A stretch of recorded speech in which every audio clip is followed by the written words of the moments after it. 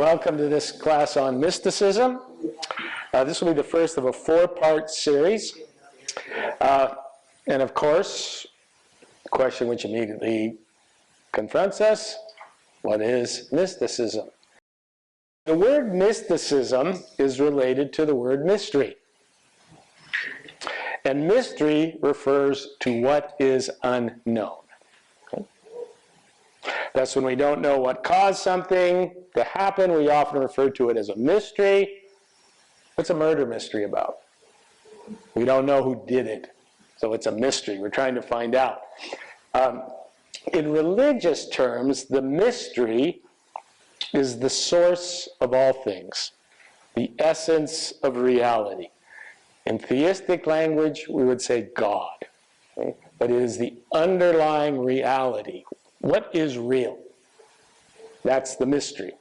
Why is it a mystery? Can we know it? Absolutely. Yeah, I think even scientists would admit no. Okay? There's always the unknown. Even if we know something, there's always something more to know. So a mystic is a religiously oriented human being who is drawn to this unknown, drawn to it. Now, it's important to recognize, and I've said this a number of times, the literal Latin translation of religion is religio, to reconnect. So if you're reconnecting, what are you doing? You're putting two things together that were at one time together but are now apart. Okay, so that's the connection is important here. So the mystic is the person that's drawn to this unknown and attempts to reconnect with it. That's the goal of the mystic, to reconnect with the ultimate mystery of things. And again, mystery just meaning the unknown, that which goes beyond our ability to comprehend. But this connection is of a specific kind. And so in order to elaborate on this connection, we'll start by describing what it is not. Okay, so what kind of connection is it not? First, it's not a cognitive connection.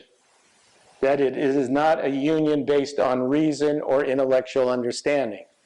You're not going to connect with this just through the mind. Okay? That's not the source. It's not the source. It's fundamentally a connection not rooted, therefore, in belief or dogma or words. Okay? All of those are cognitive. If you have a belief system, whatever it is, it's cognitive. It's in your mind. It's got a structure. So a mystic doesn't necessarily not have those. He may have those doctrines, but that's not the source of the connection. See the difference between the two? At least for the mystic. So belief in symbolic representation can be incorporated. Generally, when a mystic tries to describe what he's just experienced, he's got to use words.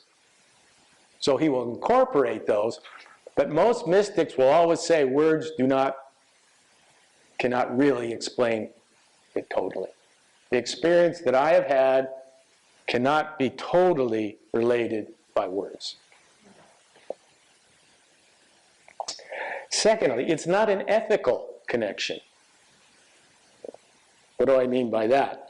In other words, you don't get this connection through doing things. Good works. Now, it doesn't mean you don't do good works. You can do, when I say it's not unethical, I don't mean that the mystics are unethical. It's just that their connection is not based on ethics. They don't get that connection with the unknown by doing something or thinking something. Okay? Just to make it clear, that doesn't mean they don't think and that they aren't ethical. Just that the basic connection is beyond that.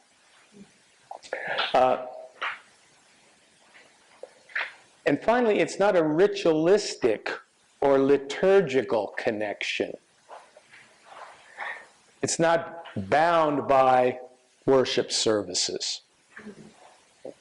That doesn't mean a mystic won't go to a worship service, but that's not the source of the connection. All these other things, cognitive, doctrine, ethical behavior, liturgical experience, are secondary to the mystic. The mystic is looking for something much more foundational. Yeah. Bill, does the mystic always have to have an experience of some sort to start this whole process? Most do. Most do. And they're overwhelmed by the experience. And we'll be going, tonight we're going to deal with mysticism in general plus Jewish mysticism, known as the Kabbalah. But next week we'll look at Christian mysticism, then Muslim mysticism, Hindu mysticism. You will see as we go through these, there is a commonality, but the experience is individual. The experience is individual. So I just want to stress that when I say it's not an ethical connection, don't think that there's no ethics involved here. It's just secondary. Secondary. So ideas are secondary. Action is secondary. Ritual is secondary. The mystic isn't antisocial, but his experience is so individuated that when he expresses it, it's not a social connection. He's not, you understand? If I have this deep experience, I might try and explain it to you, but that's not going to connect you with the experience. The mystic will say, you have to connect yourself. And that's why there are certain modes or methods that they use to make these connections. So, if these elements are not the core, what is? I'm sure that's the question that's suddenly come into your mind. And here we encounter a difficulty right off the bat. Because when it comes to describing the nature of the experience, like I said, the mystic finds that difficult. Because all the words that he or she would use don't fill the bill. They may approach it. They may tell you something about their experience. But what they tell you about the experience is not the experience. Okay, Chris? Can you just find like mystics writing poetry? Yeah. And I can think that way. Yeah. Yeah. If you read mystical literature, it's very poetic, very metaphorical. Yeah. They're trying to get, because it's more of a feeling rather than a thought.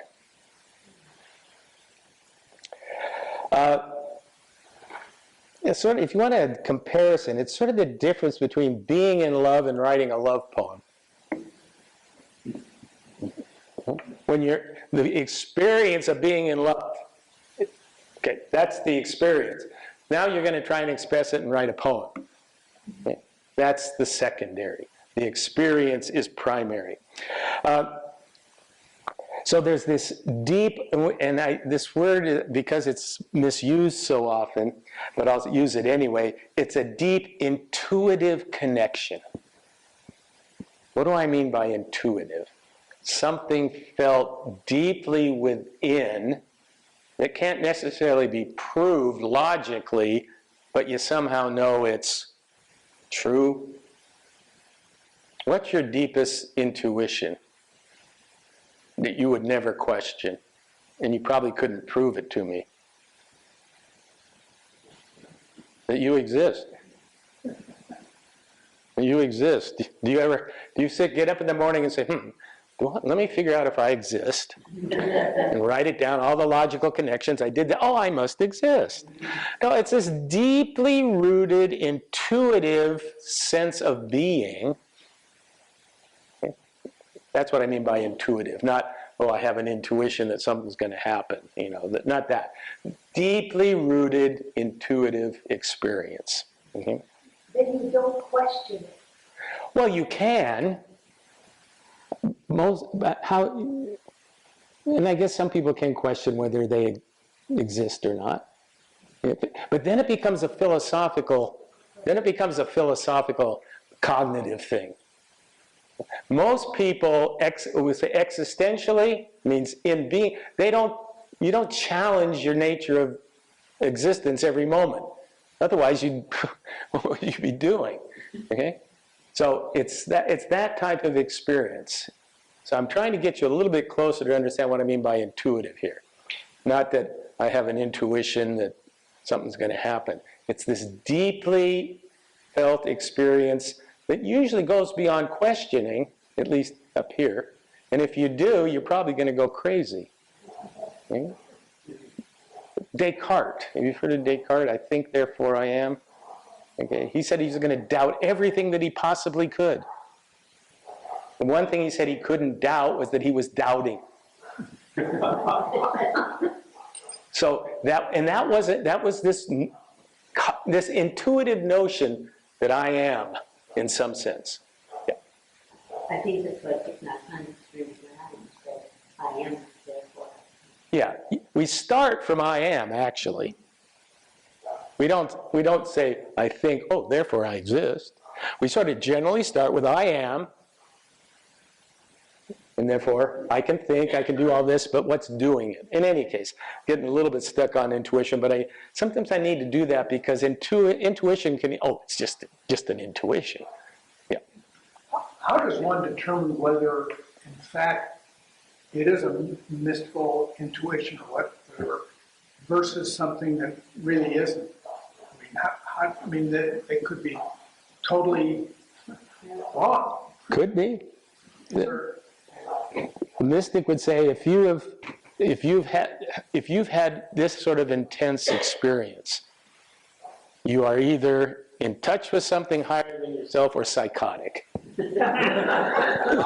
Okay? Oh yeah. But the experience that these people have is so powerful. And it doesn't make them crazy. They don't walk around doing crazy things.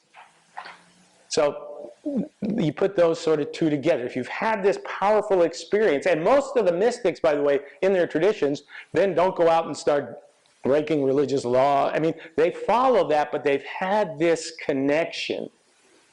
And it's so powerful that they can't say anything else but it's real. And there's no evidence to them that it isn't. It doesn't make them do crazy things. Doesn't make, in fact, it elevates their sense of joy. Extreme bliss, some of these mystics describe these experiences as. So, yeah, I mean, it's always possible. That's what the mind does. It always wants to question everything. And that's fine. You shouldn't question. But it's interesting when we encounter these people historically, read about their experiences and what they've had to say, something's going on. Okay? And they're not all crazy. They're not all crazy. Okay. So what they're looking for is this unification with the unknown. Some theologians will refer to this as being, with a capital B, the underlying totality of everything. And it's the mystic's emotional grasp to her or his connection, somewhat like a child connects with a mother. That's an image that's often been used. Sort of another intuitive connection. The child goes to the mother automatically. Doesn't say, do I like that or not? Okay. It's this intuitive connection. Okay. So what the mystic is trying to do, actually,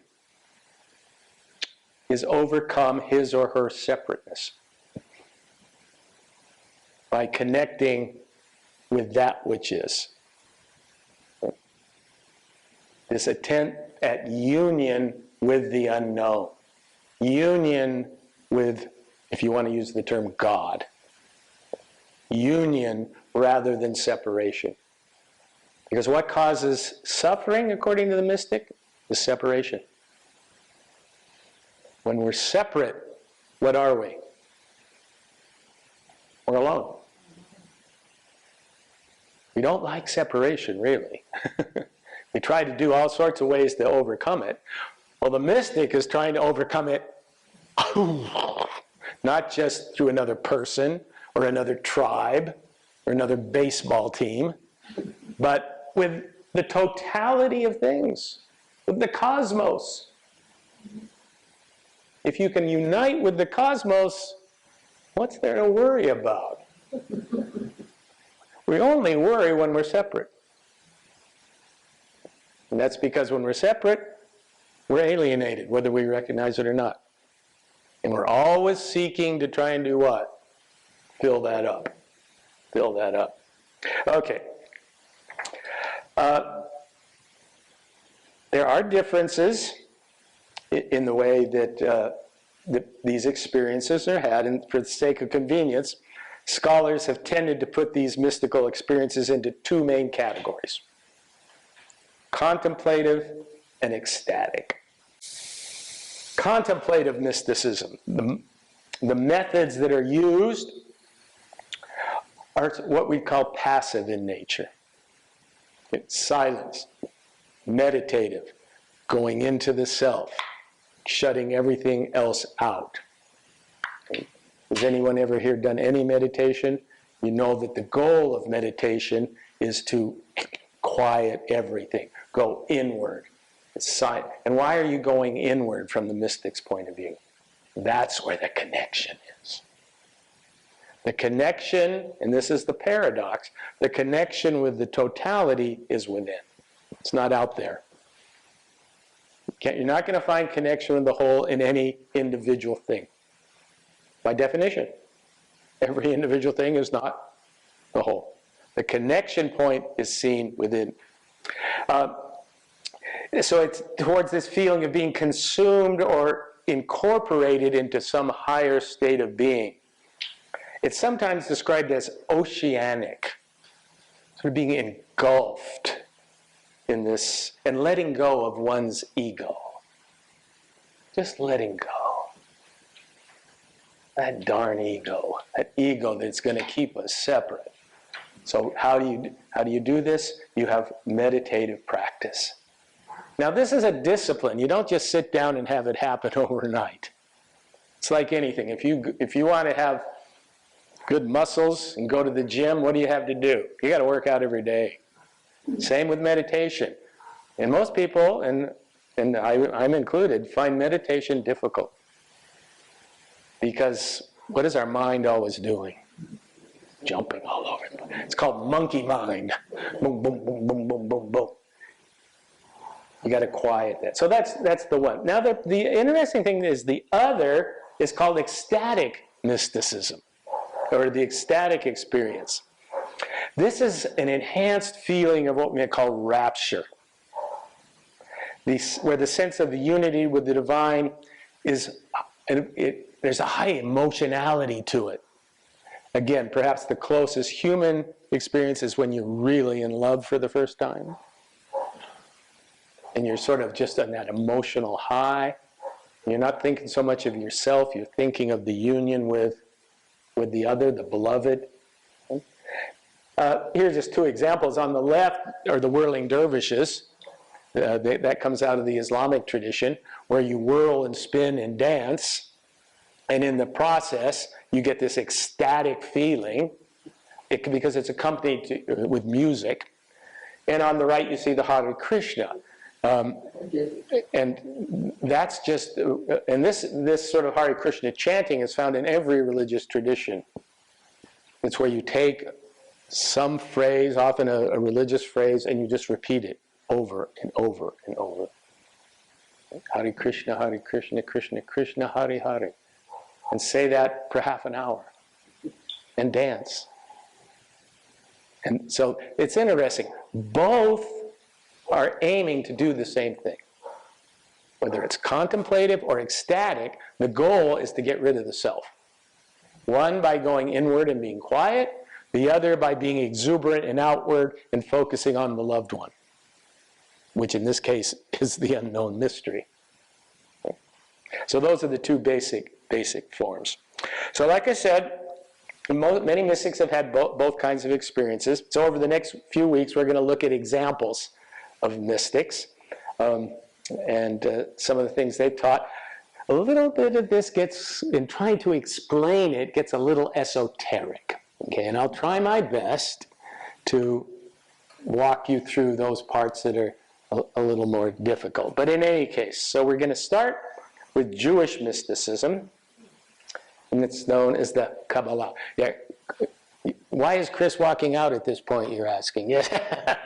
she has another meeting, I think.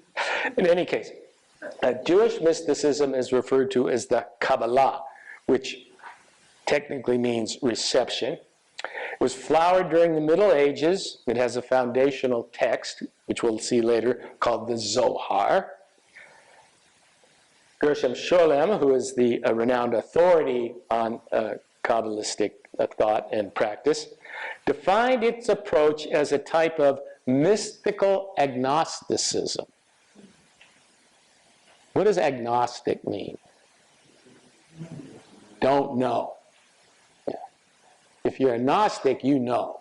Gnosis is knowledge. If you're agnostic, it means I don't know. You see how that would fit in with the unknown? It's a religious unknowingness. Because once you claim to know, now you're up here. Because this is what knows. The mind knows. That's where we get knowledge. The mystic wants to get beyond that. So it's a type of, Kabbalah is a mystical agnosticism. That's because, and this is true even in the standard Jewish tradition, all thinking about the nature of God, which is referred to as Yahweh, is considered to be beyond man's intellectual grasp. The totality can never be known intellectually. Well, you can think about that, because once you know something, what's the next question? There's something beyond what you know. So that will be an endless regress. And that's all the mystic is saying. To use the term Yahweh or God or anything is always limiting it. What do names do? They limit. And thereafter, the limitless. The term they use for God is Insof. E-I-N-S-O-F. The indescribable, unknown, and infinite beyond any anthropomorphic conceptualization, which means theism. If you are giving your God a form, in terms of word, image, that's not it. You can do that, because sometimes we practically need to do that, but that's not it. The problem is when we start saying our concept of God or Yahweh is that's what it is. Okay, remember, we're dealing with the unknown mystery of all existence. Can't name it, can't think it. At best, the mystic says you can experience it. Now, whether that's true or not, but in any case, that's the approach. There was a famed Kabbalist who adopted this position, referring to God. If I knew him, or it, I would be him. What does it mean to know something? It means to be it, ultimately. If I know something absolutely, I'd have to be it. I can't know you unless I am you. I can't know anything unless I am that. So if I said, I know God, I'd have to be saying, I am God. In any case, so while so it's limited, and soft, but it has emanations. So from this limitless source, if you want to call it the Big Bang, go ahead. Things emanate. Things proceed. Things come out. Things manifest. Okay. And in Kabbalistic thought, these are called sephirot. And they are accessible to human perception. And they're dynamically interacting throughout creation at all time. You can know the manifestation. You can know what comes out of the unknown. What you can't know is what's the unknown. It's like if I asked Jerry, what came before the Big Bang? What would he say? Probably, I don't know, if he's honest. When St. Augustine was asked that same question, what came before God? He said, I don't know. The question is meaningless in a sense. It's what comes before time. In any case, but you can, these emanations you can know. There's the insult. And these are called the names of God. And they range from everything from intelligence, wisdom, love, right down to sense perception. Everything comes out of this big one, infinite Insof. And it's called the Tree of Life. And you see there are 10 circles here. Those are the various pods, if you will, from which all creation forms itself. You want to call them a galaxy? Go ahead. Okay. There's form here. In self, there's no form. This is form. Where does the form come from? The non-form. Where does the Big Bang come from? The before Big Bang. Same sort of idea. So, but what's interesting for the Kabbalist is this notion, Adam Kadom, the heavenly man, born in the image of God, has no participation in what they would call the corruption of man. There will be a comparison made between earthly man. Now remember, this is biblical because it's Jewish. Who was earthly man? Adam in the garden. Adam Kadom is heavenly man. This is pure, unsinning, if you want to use that term, man. And what it's saying is that every individual has both. And we'll get back to this later. We are both earthly and divine because we come from this infinite source.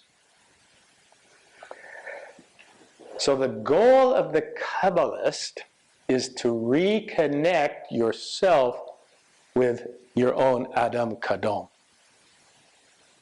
That's who you really are. All the other stuff comes and goes, both material and mental. Your bodies are in the process, if you haven't recognized it yet, of decay. Oh, yeah, we will. Yeah. Probably your minds as well. Mm-hmm.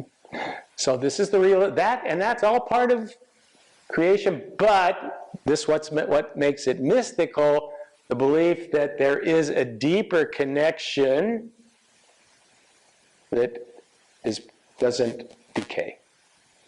The problem is to find that connection, to find the individual connection to the unknown. And that's what Kabbalistic doctrine is all about. This is, and once you do that, and this is a practical side of the Kabbalist, your goal is to repair the world. Your goal is to repair the world, to make it as divine as it once was at the beginning, before it started to decay. This comes from the Zohar, which is a foundational text, this passage. It's about creation, but you see it's a little different from the standard biblical creation. In the beginning, before there were any beginnings, well, that's that paradox, right? There was no place that was not already in Sof. That's all there was. There was nothing other than whatever that was there before the Big Bang. That's all there was. We call this unimaginable openness in soft, being without end, world without end. In soft. Into the emptiness set vessels. That's the creative manifestation. And began to fill them with divine light. That's the divine side. Like a mother places bowls in which to pour out her delicious soup. We call these bowls kalim. As the light poured forth, a perfect world was being created, but then something happened. The kalim shattered. The vessels shattered. No one knows why. With the shattering of the bowls, divine sparks flew everywhere, some rushing back and soft, some falling trapped in shards to become our world. Now, this is what's key. The perfect world is all around us, but broken into jagged pieces. Like a puzzle thrown on the floor. The picture lost, each piece without meaning until someone puts them back together again. We are that someone. There's no one else. We are the ones who can find the broken pieces, remember how they fit together, and rejoin them. What do? We create. We have the creative power within us to reunify. Isn't that what knowledge attempts to do? Yeah, Jerry. Why do we assume that we have that power? Why are we saying? Why are they saying? Like part of their belief system and part of, I don't think it's so much experiential, but you just look around you. Who can put the world back together? Who can put things back together again that have fallen apart? I guess buffaloes could. Could dogs? I don't know. I think humans can, and have made attempts to do so. But isn't that what it's interesting, because why are we always doing things? Why are we trying to make a better this or do that? Why do we do that? I think this is a reflection on that. It must be part of our nature. We like putting things together. That's what knowledge is. We want to understand. We want to put together things because that's who we are. Where does that all come from? According to this, it comes from the divine intelligence that is in this being, not the earthly atom. So we're divided. But it's an interesting, it's called to repair the world. And that's what, if you really, and that's a big term, but if you can understand that that's what most people are doing every day in some form. Repair might be, but they're trying to put an order into something. They're trying to do something with something. Why do you do what you do? In fact, you probably haven't asked yourself that question. You might ask, why do I do this specific thing? But why do you do anything? What's this need to do? What's this need for order? What's this need for knowledge? Where does it come from? Well, this myth tries to answer it. Okay, I'm going to, some of the early, here's one of the early Kabbalistic mystics, Shimon Bar Yochai. He was a 2nd century sage, lived in ancient Judea. He was active after the destruction of the Second Temple. He's attributed by many Orthodox Jews with the authorship of the Zohar, which is the main Kabbalistic text. In the Zohar, he is an enlightened master who communicates with Elijah the prophet and has visions of heavenly array and probes the hidden depths of the Torah. Okay, he has visions of Elijah. Now, this will automatically throw people off, right? He's having visions of Elijah. Well, any notion or connection that you have is going to have some sort of image associated with it. So did Elijah come out of the sky and sort of talk to him? Well, maybe. Or is this sense that he has an inner connection with what Elijah was and stood for. His sacredness, his holiness, his insight. That's what a connection can sometimes be. It doesn't have to be something popping out of the sky. It's an inner experience that has symbols with it. That's his grave. Another great ancient was Moshi De Leon. Can you tell by the name what his De Leon, what would you say that is? Spanish, his great Spanish mystic. Remember, the Jews had gone up into Spain after the destruction of the temple, the diaspora all over Europe and into Spain, eventually kicked out, of course. But he's interesting. He attacked the philosophers of religion. He said, all you know is to talk about religion. You don't know religion. You don't know religio. You just talk about it. So he was saying that religion isn't essentially cognitive. If that's all it is, well, you're probably missing the point. This is it. The point of religion is to reconnect. And to reconnect with whatever you want to call it, the ultimate, the unknown, the cosmos. Okay. But of all of the ones, and this one I'm going to spend a little bit of time on tonight. Gosh, we're having such a good time here. Isaac Luria. He's perhaps the most famous Jewish mystic. Born in 1534 in Jerusalem. His father was an Ashkenazi and his mother a Sephardic Jew. The Ashkenazis came from Eastern Europe, Sephardic Jews from Spain. And many of them ended up back in Israel again because of persecutions, the pogroms. And we know under Ferdinand and Isabella, the great, in 1492, when the Jews were forced completely out unless they converted.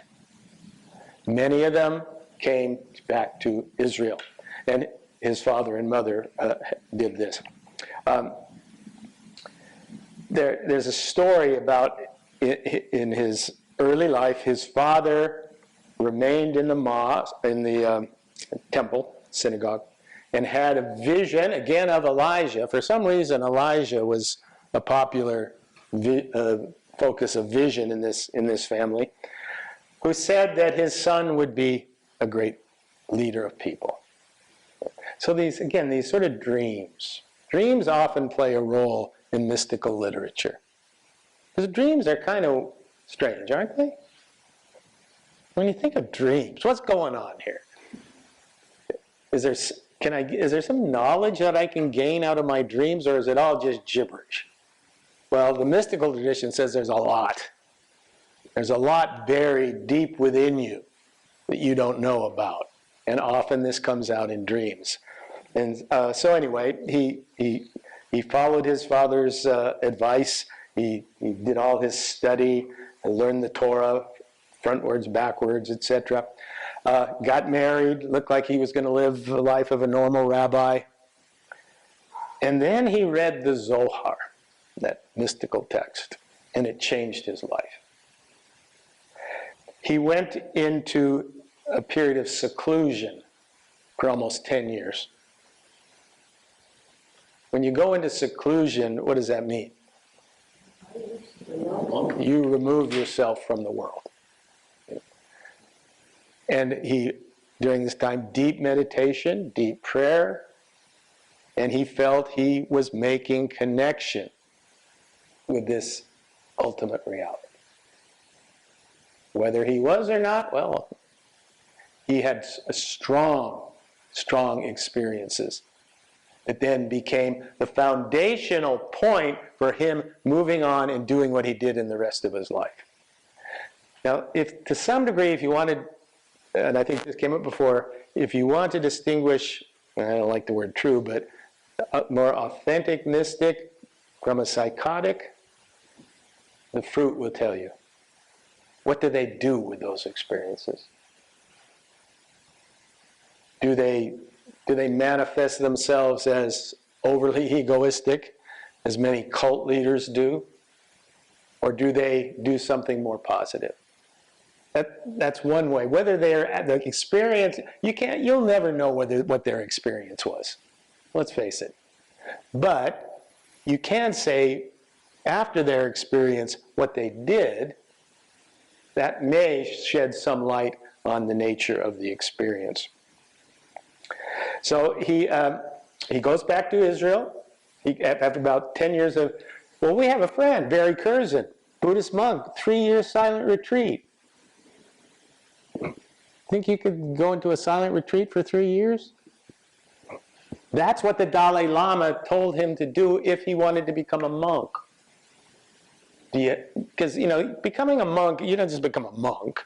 He said, okay, Barry asked him, I want to be a monk. He said, okay, 3-year silent retreat, come back, tell me you still want to be a monk. And he did. So there's something about this, and this is the contemplative side, right?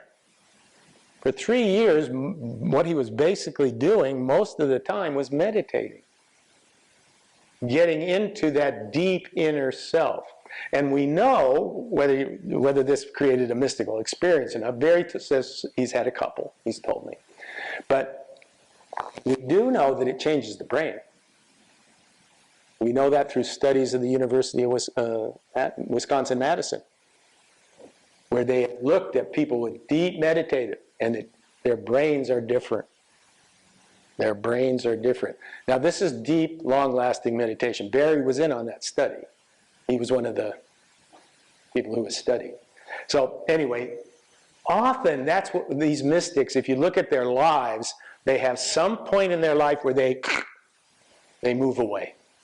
They move away from the social. They go deeply inward. Deeply inward. They have these amazing, to them, experiences. And some of them even say, I don't want to go back. It's so powerful. I've had this bliss. Why would I want to go back? They feel a calling, that they have an ethical duty to take what they have found and help other people at least experience some of it. It's a common trope amongst mystics. They move out, go into deep innerness, and then they come back. I think Joseph Campbell called it part of the mystical tradition of the hero. The hero goes apart and then comes back.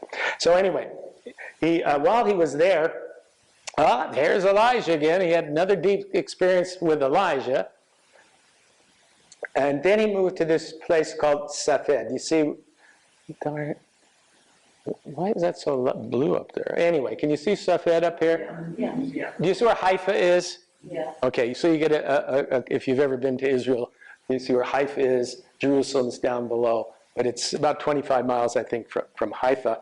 And that's where he sets up his school, and he starts teaching what he has learned through his mystical experiences. And when he first arrived, there was another mystic, Rabbi Moses Gordavero, again, a Sephardic Jew, you can probably see the Spanish influence, who was teaching.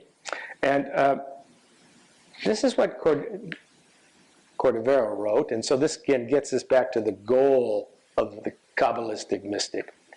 Each of us emerges from Ein Sof and is included in it. Ein Sof is the unknown. We all come out of that. We all come out. Again, if you want to use scientific term, we all come out of the source. The Big Bang, we all come out. But we're included in it. We're not separate from it. We're part of it. It's an interesting paradox. So we're a manifestation? We're an emanation. Everything is an emanation of the source. What else could it be? Every molecule came out of the Big Bang. Every atom came out of the Big Bang. In religious terminology, every soul, every essence came out of Ein Sof. And that's the goal, to recognize that, and not just recognize it here, but to recognize it, as Barry would say, here. once you recognize you are connected with the totality, there's nothing to fear. There's nothing to fear. The only thing that dies is the individual form. Everything is one. The mind doesn't deal with that very well. Why? Because we're conditioned to constantly see things as separate. It's part of how we survive, right? It's part of our evolution. The mystic wants to go beyond that, because the mystic will say, where does that end up?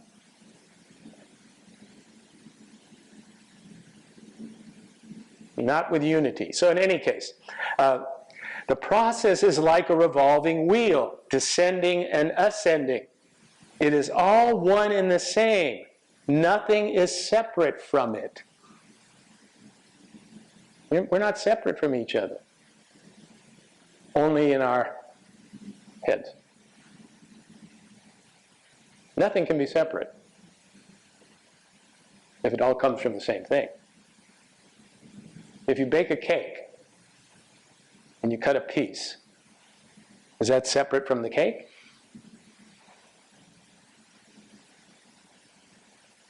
Write an essay on that. And he says, though life branches out further and further, okay, we know it. We know what's going on in it, right? Things are continually going out.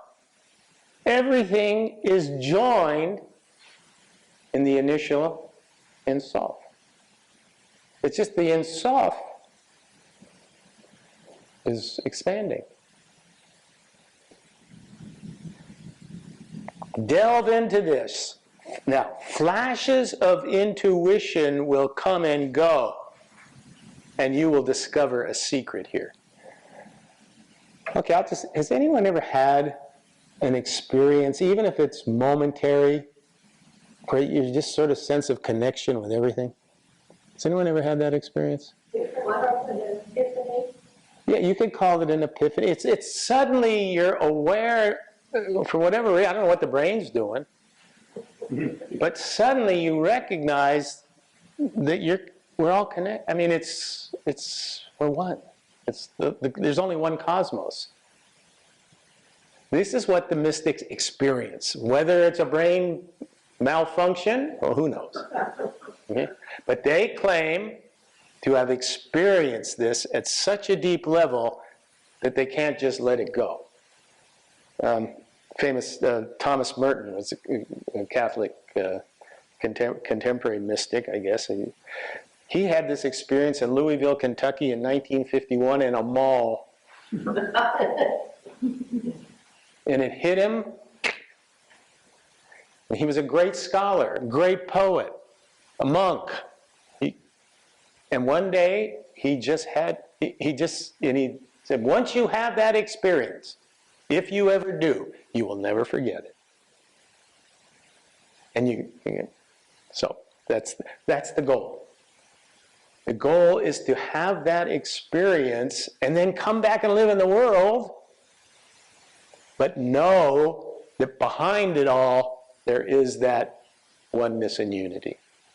It's really, mystic is a pretty simple thing. I want to become one with what I already am. Yeah. I'm just thinking about faith. Faith? Mm-hmm. Isn't that kind of the first step, perhaps? Yeah, these guys, they all come out, see, the thing is, they're all very well trained in their religious tradition. They're better trained than most, and they have deep faith. But they come to a point in their life where there's a need for something more. There's a need for the experience, not just to hear someone tell you about it. It's a deep longing for that union. Now, as psychiatrists may say, oh, well, what we have here is a classic case of a person who couldn't separate from their mother. Okay. Well, what's so bad about that? What's so bad about going back to mother? Going back to that primal unity? Isn't that what we're all trying to do in one way or another anyway? So anyway, there's faith. These guys, they know the Torah backwards, forwards, sideways. They know it all, but that's not enough. Okay? Okay. Isn't it ever a group experience? It's always an individual. Yeah, group experiences usually are, I'm not going to say you can't have group mystical experiences, because when you have the whirling dervishes, but the experience is within you.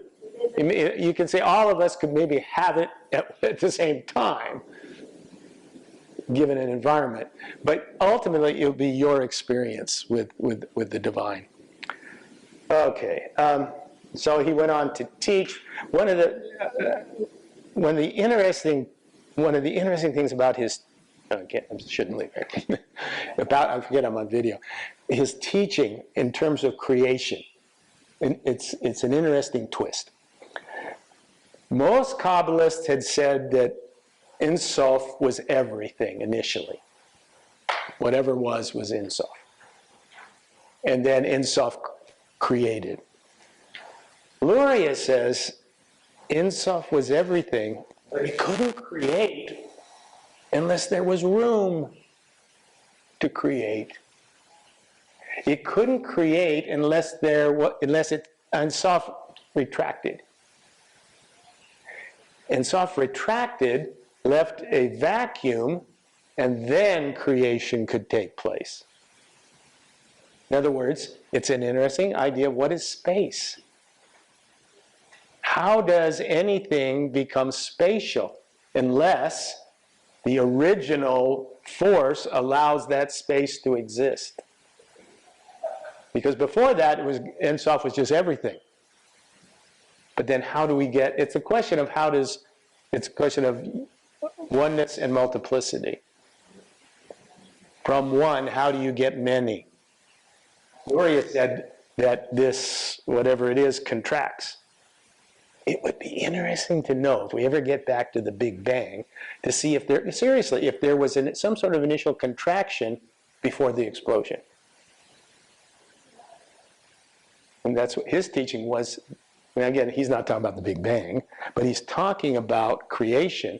The only way you can get multiplicity from the unity is there has to be a space. So it steps back, and then creation takes place. So it was an interesting twist on the notion of creation. He would lead Shabbat. You know what Shabbat is? That's the Jewish holy sacred day, Saturday, when you get together, families get together and celebrate. That's their whole. He would celebrate it by wearing a white sort of cloak that spelled out Yahweh. So he had a little bit of a character to him as well. Some of these people are not only mystics, but there's some interesting people. This was one of the gentlemen. He never wrote anything down, Luria. And the only reason we know what he said is that this gentleman wrote it down. How do we know anything about Socrates? Plato wrote it down. If Plato hadn't written anything, we would know nothing about Socrates. See, many of these mystics feel no need to write anything down. So they teach their group. Fortunately, someone wrote it down. And what we have is a book that was published called The Tree of Life. Remember we went back to the tree? Which explains all his mystical teachings. This is the Zum Zum. That's that expansion, retraction and expansion that allows anything to happen. And then the divine light, because there's room, the divine light pours in. It's interesting how light is often a symbol of something profound. What happened at the beginning of the Big Bang? It was I wasn't there, but I would imagine maybe, was there a bright light, Jerry? There was energy. There was a lot of energy. Okay? So, and from the Kabbalistic point of view, this energy then pours out into the world, into this area of creation, and then continually expands into everything we know. And then practically the job of putting it back together. So the assumption here is that we are all connected to the divine, whatever you want to call it. We lose our way. We forget who we are. We think we're separate. We spend our lives trying to fill ourselves up with all this stuff. But deep, deep, deep, deep down inside, we want union. And I think a lot of, again, Freudian psychiatrists would tell you that too. We're all looking to get back to the primal feeling. Because we're cast out. But this tradition is we're cast out, but we're not cast out. We're only cast out when we don't recognize the connection. We're only cast out when we live only up here. Because what does this do? It separates. That's its job. It separates. And here's the earthly atom. That's who part of us. That's the part of us who doesn't feel connected. When you're not connected, then you, in Christian terminology or religious term, then you sin. Because all sin means is separation.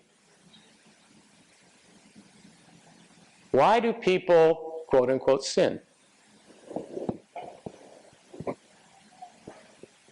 Because they're acting out of a state of separation.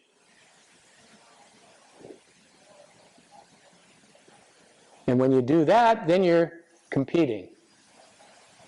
Then you're competing. Then you try and build up the ego. And we're sort of taught to be strong individual separate beings. But that tends, and there's nothing wrong with it, with some of that, but you see what that also has a tendency to do? It takes you away from your connection with things. He taught that the Messiah, now this is interesting, for Christians. Jews still expect the coming of the Messiah. Even Orthodox, even Reformed Jews would say that they believe that the Messiah is still to come.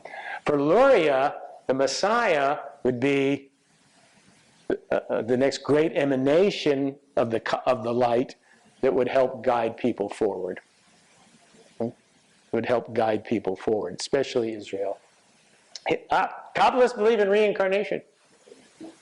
How many of you, if I would have told you there are Jews who believe in reincarnation, probably wouldn't have believed it. This isn't Orthodox, but it is Kabbalistic, and it's had a pretty interesting impact throughout Jewish history.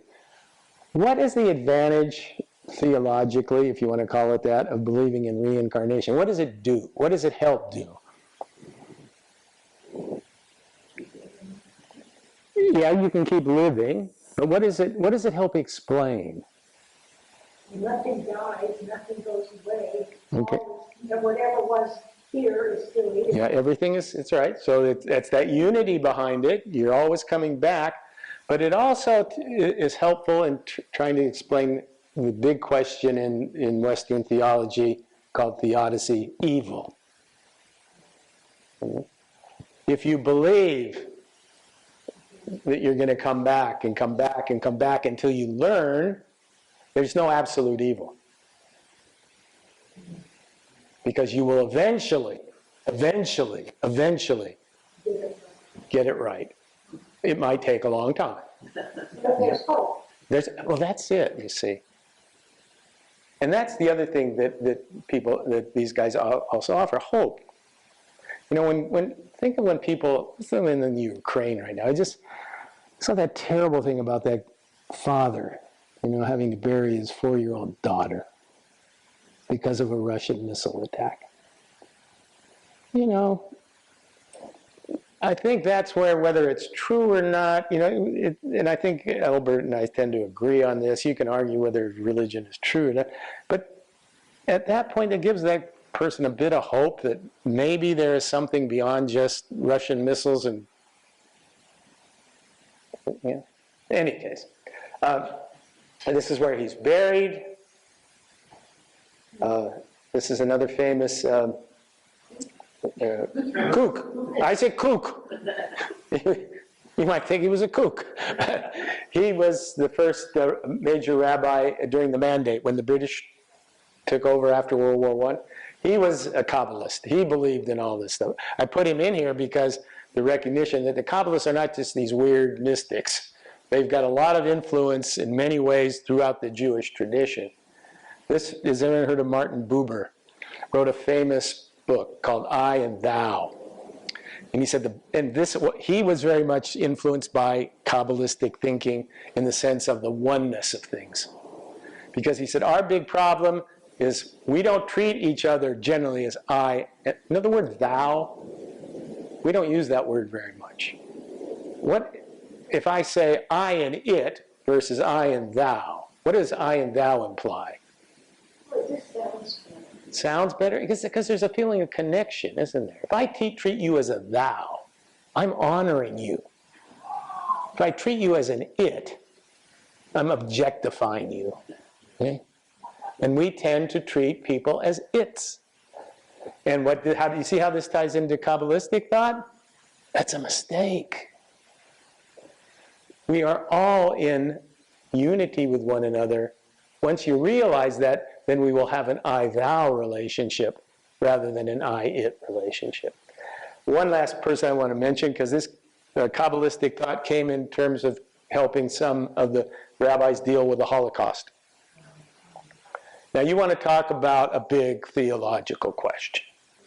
If you're relating to a God who is seen like another big being who has choices and chooses not to, okay. Rubinstein said, that's limiting God. That's like making God like just a president or a political, it's so far beyond that. Once you start thinking in those terms, you're really getting into dangerous territory. So for him, the understanding of the Holocaust was that it's only part of a much larger pattern of existence. Whether that's true or not, who knows? But it gives hope to people that maybe what they went through at that point isn't complete despair. So he was influenced by Kabbalistic thinking. You always think of the larger picture. We always tend to look at the smaller picture. That's natural. At times we need to have a sense of the larger picture, okay, which the Webb telescope is giving us right now, right, Jerry? It's a big place. We're not individually that important. Okay? But in connection, we are of total importance. That's the paradox. The individual who is really the atom in a kind of a nothing, but that atom is part of the whole and is connected to it and will always be connected to it. And that's the sense of unity and oneness. And that's a type of, maybe it takes a type of faith. The mystics say, this doesn't take faith. They say they've experienced it. And that's the difference. Once they've had that experience, no doubt. No doubt. Are they fooling themselves? Perhaps. Who am I to say? But it's interesting when you read them. The joy of this experience. Okay, I think we're just about done. What the Kabbalists have done, many of them, have tried to explain what's going on with quantum physics and their notions of creation, and they're using their own terms to describe it. But it's okay. What really fascinates me is the Kabbalistic notion of creation compared to the scientific notion. Now it's using different symbols, different terminology, and I'm sure there are different. But some of the things are pretty interesting. Yeah? Pretty interesting. Okay, questions, thoughts?